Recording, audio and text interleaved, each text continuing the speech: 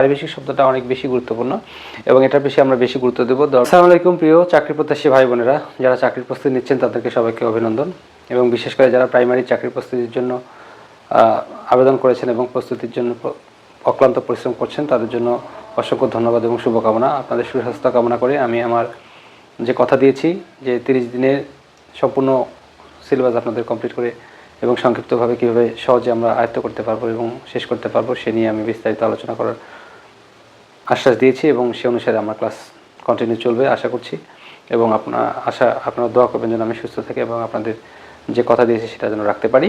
তো এ পর্যায়ে আমি আজকে যেটা উপস্থাপন করি সেটা হচ্ছে আমাদের কোন বিষয়ে কত নাম্বার রয়েছে সেই তো আমরা উপস্থাপন করেছি এবং নাম্বার বন্টনের পরে এখন বাংলা বিষয়ে কোন কোন অংশটুকু আমাকে পড়তেই হবে, যে অংশটুকু থেকে প্রশ্ন বরাবরই আসে সেই অংশটুকু আমাকে ভালোভাবে আয়ত্ত করতে হবে, সেই বিষয় নিয়ে এখন বিস্তারিত আলোচনা করব। সেটা হচ্ছে আমাদের প্রাইমারি সহকারী শিক্ষক নিয়োগ পরীক্ষা 2025-এ বাংলা ব্যাকরণ অংশ থেকে যেটা থাকে, এই ব্যাকরণ অংশ আমাদের গুরুত্বপূর্ণ। ব্যাকরণ অংশ থেকে বেশি প্রশ্ন থাকে, এই জন্য ব্যাকরণ অংশ থেকে আমার থাকে হচ্ছে বানান শুদ্ধি, অর্থাৎ শুদ্ধ বানান কোনটি, এটা আমাদের খুব বেশি পড়তে হবে না। আমরা যদি কেউ ঠিকভাবে 1 ঘন্টা বা 2 ঘন্টার মতো পড়ি একদিনই সেটা এই শুদ্ধ বানান সম্পূর্ণটা শেষ করা সম্ভব, কিন্তু তারপর আমাদের নিয়মিতভাবে করতে হবে। যেহেতু আমরা অনেকটাই বানান জানি, সেটা আবার শুদ্ধ করে ভালোভাবে পড়তে হবে। এখান থেকে আমাদের প্রশ্ন আসে, সমাজ থেকে প্রশ্ন আসে। সমাজ নির্ণয়ের ক্ষেত্রে আমাদের খুবই গুরুত্বপূর্ণ, তবে বর্তমান এবং পূর্ব বইয়ের যে সমাজের প্রকরণ সেটা একটু ভালোভাবে আমাদের লক্ষ্য করতে হবে। এই বাগধারা এবং প্রবাদ এখান থেকে প্রশ্ন প্রায় আসে। বাগধারা খুব বেশি না, আমরা যদি কেউ মন দিয়ে 1-1.5 ঘন্টা পড়ে তাহলে বাগধারা সম্পূর্ণ আয়ত্ত করা সম্ভব, তবে রেগুলার পড়তে হবে।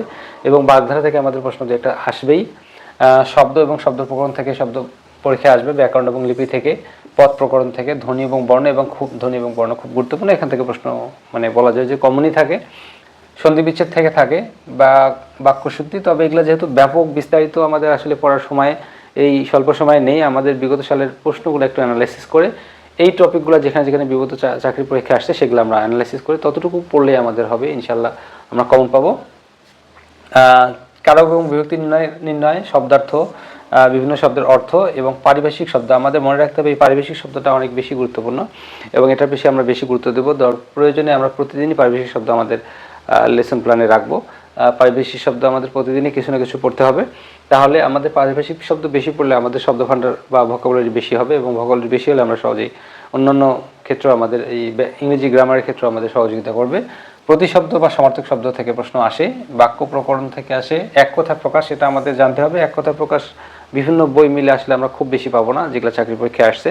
চাকরি পরীক্ষায় বিগত সালে যে এক কথার প্রকাশগুলো যতটুকু আসছে ততটুকু আমরা পড়লেই হবে, তবে আমরা ডিপলি পড়ার আমি মনে করি না যে পড়ার দরকার।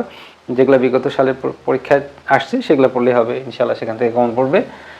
বিপরীত শব্দ, উপসর্গ, ক্রিয়ার কাল, বিরাম চিহ্ন এবং ক্রিয়াপদ এগুলো থেকেও প্রশ্ন আসে। যেগুলো প্রশ্ন আসছে আমরা সেগুলোই পড়বো, এগুলো নিয়ে আমরা বিস্তারিত পড়বো বা পড়ার সময় আমাদের এখন নাই। যারা বিস্তারিত পড়তে পারবে তাদের জন্য তো অসংখ্য ধন্যবাদ। যারা পূর্ব প্রস্তুতি নিচ্ছে তারা তো অবশ্যই অনেক ভালো করবে বলে আশা করছি। যারা স্বল্প সময়ের জন্য প্রস্তুতি নিতে যাচ্ছে, আমরা আসলে এইটাকে কিভাবে কভার করব, কেউ হয়তো একটা বিষয় পড়তে পড়তে তার সময় শেষ হয়ে যাবে, পরে দেখা যাচ্ছে যে সে পুরো প্রস্তুতি নিচ্ছে কিন্তু 10 নম্বরের প্রস্তুতি নিতে পারি। কিন্তু আমরা যদি এভাবে ডিস্ট্রিবিউট করে প্রত্যেকটা বিষয়ের অংশটুকু আমরা অ্যানালাইসিস করে পড়ি তাহলে আমাদের অনেকাংশে আমাদের চাকরি পাওয়ার সম্ভাবনা থাকবে বলে আমি আশা করছি। এই সাহিত্যের অংশ থেকে যেটা থাকবে সেটা হচ্ছে গল্প এবং গল্পের রচয়িতা। আমরা এখন কতগুলো গল্প এবং গল্পের রচয়িতা পড়বো এটা তো আসলে আমাদের লিমিট নাই, কিন্তু আমাদের অবশ্যই মনে রাখতে হবে যে পিএসসি নির্ধারিত যে কয়জন 13 জন বা 15 জন লেখক বা সাহিত্যিক রয়েছে তাদের সম্পর্কে পূর্ণাঙ্গ ধারণা রাখবো এবং বিগত চাকরির পরীক্ষা যে এখান থেকে বেশি প্রশ্ন আসছে যেই কবি সাহিত্যিকদের থেকে, যেই সাহিত্যগুলো থেকে, সেগুলো আমরা বেশি করে পড়বো। এবং গল্পের ধরন আসলে কোন গল্পটা উপন্যাস, নাটক নাকি গল্পগ্রন্থ, এগুলো আমাদের জানতে হবে। এই জন্য এগুলো আমরা তো আসলে অনেকগুলো আছে, এতগুলো আমরা আসলে পড়বো না। আমাদের বইয়ে বা আমাদের সিলেবাসে যতটুকু আছে অর্থাৎ চাকরি পরীক্ষায় যেখান থেকে আমরা বেশি আসে সেগুলো আমরা পড়বো। পঙ্কোক্তি বা কবিতার লাইন, উদ্ধৃতি বা উক্তিকার সেগুলো আমরা দেখবো। মুক্তিযুদ্ধ বিষয়ক সাহিত্য এবং চলচ্চিত্র যেগুলো আছে এগুলো অনেক বেশি নাই, কিন্তু এগুলো আমাদের পড়তে হবে। বিষয়টা যদি আমরা না জানি বা একটু আয়ত্ত না করি বা না পড়ি তাহলে আমরা তো কিন্তু কারেকশন করতে পারবো না। যদি আমরা একটা বিষয় নিয়েই পড়ে থাকি তাহলে তো আমরা পরীক্ষায় অংশগ্রহণ করে কোনো লাভ হবে না বা শুধু পণ্ডশ্রম হবে। কবি এবং সাহিত্যিকদের উপাধি ও ছদ্মনাম, এটা আমরা যদি বলি যে কবি সাহিত্যিকদের ছদ্মনাম উপাধি এখান থেকে প্রায় পরীক্ষায় আসে এবং আসার সম্ভাবনা বেশি।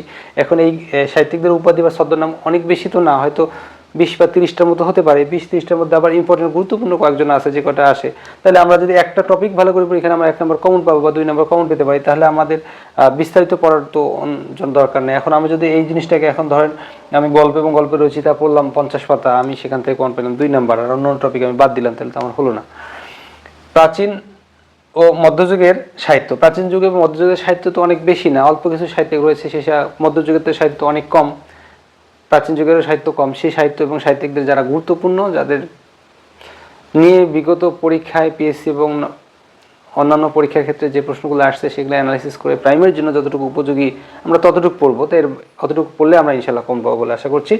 কবি সাহিত্যিকদের জন্ম মৃত্যু, এখন কবি সাহিত্যিক তো অনেক, সবার জন্ম মৃত্যু মনে রাখা আমাদের আর সম্ভব না। এই জন্য আমরা কি করব, যে গুরুত্বপূর্ণ কবি সাহিত্যিক রয়েছে যে কয়েকজন আমরা নির্ধারিত করব, যে 10 জন বা 12 জনের বা 15 জনের বেশি আমরা পড়বো না, সেটা আমরা বাছাই করে যেগুলো বিগত সালে আসছে সেগুলো অ্যানালাইসিস করে যতটুকু দরকার ততটুকু বাইরে আমরা পড়বো না। পত্রপত্রিকা তো খুব বেশি নাই প্রাচীন যুগ থেকে, এর মধ্যে যে যে মানে আধুনিক যুগে যে পত্রপত্রিকার আবিষ্কার হয়, আধুনিক যুগে কখন কোন পত্রিকাটা প্রকাশিত হয় সেই পত্রিকার কয়েকটা গুরুত্বপূর্ণ রয়েছে, সেই গুরুত্বপূর্ণ পত্রিকাগুলো আমরা দেখব এবং প্রকাশকদের নাম মনে রাখব।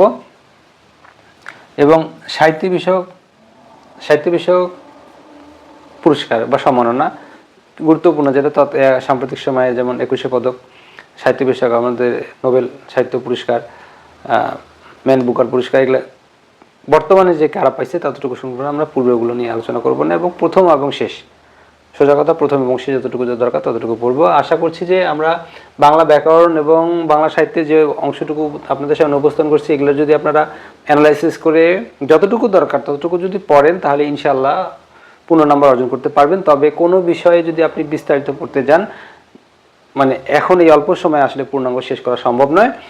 এই জন্য আমরা যে যতটুকু অংশ রয়েছে, এই এতটুকু অংশ আমরা প্রত্যেকটা অংশই যদি আমরা মানে ভালোভাবে একটু লক্ষ্য করি, তাহলে আমরা নম্বর অর্জন করতে পারবো বলে আশা করছি। ধন্যবাদ সবাইকে, আসসালামু আলাইকুম।